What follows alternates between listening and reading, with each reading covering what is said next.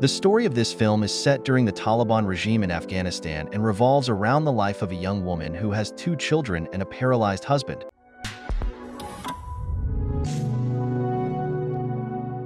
One day, she tells her sick husband that the mullah said you would get better in 2 weeks, yet 16 days have passed and you still hasn't improved. After cleaning him and praying for his recovery, she sets out with her children to buy medicine.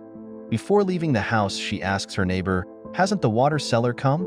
The neighbor replies, "No." She continues on her way, however. On the way, a war breaks out and they are forced to run and hide. After a while, she manages to enter a pharmacy and ask for the medicine. Unfortunately, the pharmacist refuses to help, stating that he will not give her any more advances and that she must pay in cash.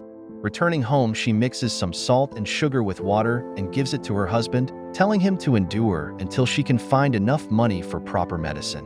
Desperate for a solution, she asks her husband for permission to go to her aunt's house and borrow some money. Receiving no answer, she murmurs to herself, "Who am I talking to?" and sets off toward her aunt's house. When she arrives and knocks on the door, an old woman answers. The old woman informs her that her aunt has left and no one knows where she has gone. Heartbroken, the young woman returns home and tells her husband, "Everyone has left us alone. Even your mother and brothers, who should have helped you, have abandoned us. How can I live alone?" To make matters worse, the water vendor has not come, and as she weeps, her children call out that they are thirsty. With no water available, she explains to them that they must wait until morning when the water vendor arrives. In the morning, the mullah comes to the woman's house to pray for her husband's health, but the woman does not open the door, saying that she is too dirty and needs to take a bath, and there is no water. The mullah promises that he will return next week and urges her to keep praying for her husband. Later, when the young woman is out of the room, her children sneak in, pull the IV line from their father's mouth and begin playing with him. Horrified, she rushes in and forces them out, checking frantically to ensure that her husband is still alive. At that moment, the mullah from the mosque announces that the enemy is attacking and calls on the people to gather in the mosque and arm themselves. Suddenly, the fighting intensifies and everyone flees to hide in a safe haven. The Taliban, arriving in tanks, storm the city and shoot at houses. They break into the woman's home, stealing her husband's belongings and everything of value.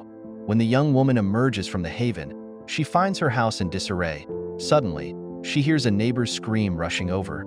She sees that the neighbor's wife has lost her sanity, repeatedly saying, "I don't know why my family members don't talk to me. Come, maybe they'll talk to you." Upon reaching them, the young woman is shocked to discover that all her family members have been executed by the Taliban. Huffed, she screams, quickly gathers her belongings and tells her husband, "We can't stay here anymore."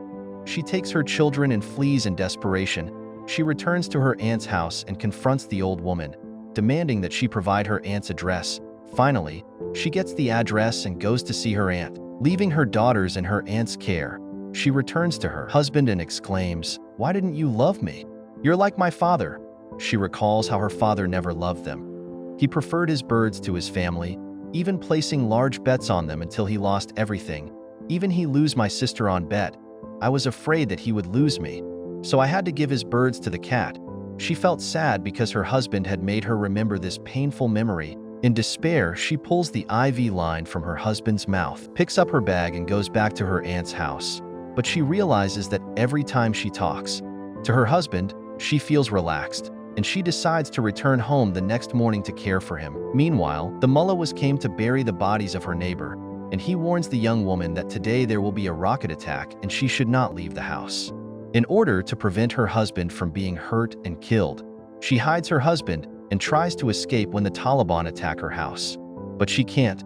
The Taliban asks the young woman why she is alone, and she replies that she has two daughters and she has to work to protect them. The Taliban asks the young woman about her job. In order not to be raped, the woman lies that she is a prostitute, because they do not like prostitutes and only have sex with chaste women. The Taliban gets angry and intends to kill the woman, but he does not kill the young woman and leaves her house. The young woman sleeps the night to protect her husband. When morning comes, the young Taliban, thinking that she is really a prostitute, enters her house and asks the young woman for a price. But the young woman tells him that she is not a prostitute, but the Taliban pays the woman and has sex with her. The young woman is upset and angry, but she has to take the money and buys food for her daughters, pays the water vendor to bring her water, and buys medicine for her husband. She is cleaning her house when the young man approaches her again and proposes to the young woman. The young woman is initially hesitant, but later agrees. Since she has not had a romantic relationship with her husband and has not been in a relationship with anyone except her husband, she enjoys her relationship with the young man. She talks about her romantic relationship with her husband, but suddenly comes to her senses and realizes that she is saying things to her husband that she should not say and is tormented by her conscience. She takes the Quran to ask God for forgiveness. She stays the night at her aunt's house, and when she returns the next morning, she finds that the doors and windows have been repaired. At first, she is horrified, but later she realizes that it was the young man's doing and that he did these things for the young woman. The young man enters the young woman's house again. At first, the woman rejects him, but the boy insists. In order to get him away, the young woman lies that she is waiting for another customer. The boy gets upset and asks to talk to him for a minute. The girl agrees, and they enter the room. The boy tells the young woman his secret. He says that his boss is forcing him to have sex with him and harassing him. The young woman is shocked to hear this and feels sad for the young boy, and the relationship between the two becomes stronger. After this, the young man brings the young woman food and gifts every day. Finally, he wins her heart.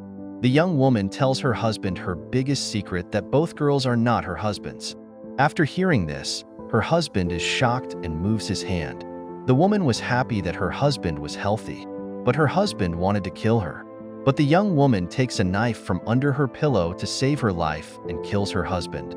Meanwhile, the young Taliban arrived. They look at each other lovingly, and the story ends.